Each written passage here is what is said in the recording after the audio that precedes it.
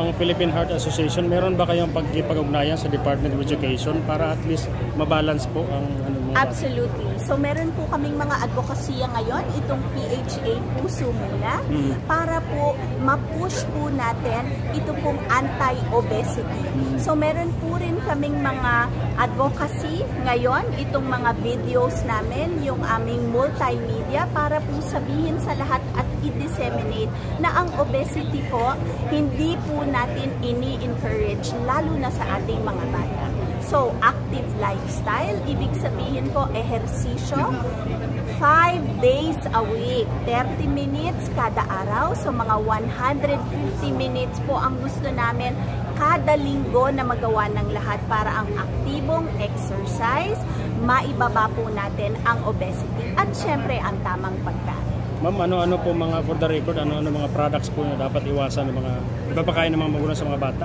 So, gaya po ng sinabi natin, sa amin po, ang trans fat, kahit ano na may saturated fat, hindi po natin ini-encourage. So, yan po yung gustong i-push ng Imagine Law.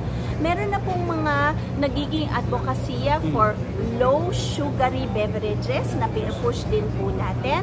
So, sana po yung mga flavored drinks na mga matatamis, juice, at saka yung soda beverages, hindi po natin masyadong ini-encourage. Maliban po sa cholesterol, sa asukal, yung mga matataas sa asin.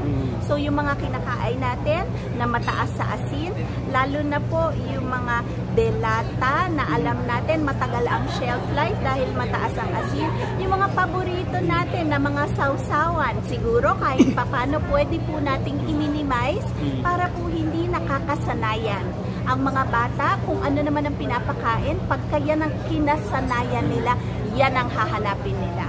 So ngayon pa lang, maaga pa lang, kailangan magbigay na tayo ng advokasya sa mga bata. Ma'am, pag-iulit-ulit, ano po ang magiging epekto kapag madalas pong kinakain ng mga produktong ito? So ang magiging epekto niyan, long-term, non-communicable diseases, ang #1 cause of death sa Pilipinas, heart attack pa rin, coronary heart disease. So, ang long term ng pinapakain natin sa mga bata, hindi nyo makikita ngayon. Mangyayari yan pagka 40, 45 years old ang ating mga anak at yung stroke na nababaldado sila, kalahating katawan, hindi na gumagalaw, that could have been prevented. Yung mga konting lakad pa lang, hinahapo dahil yung puso nila hindi na kaya, heart failure, ischemic heart disease, that can be prevented. So, ito yung ating advocacy. Do you have any message, ma'am, sa ating mga magulang, lalo sa mga bata? So, sa ating mga magulang, ulit, lalo na mga ina, na sila po ang nag-aalaga ng tahanan. Importante, basahin po kung ano yung food label, intindihin kung ano yung nandun, para po, pagka nag-uwi kayo ng pagkain, alam nyo pong inaalagaan nyo yung pamilya nyo dahil ang pinapakain nyo sa kanila, yung hindi magli-lead to cardiovascular disease in the future. Salamat.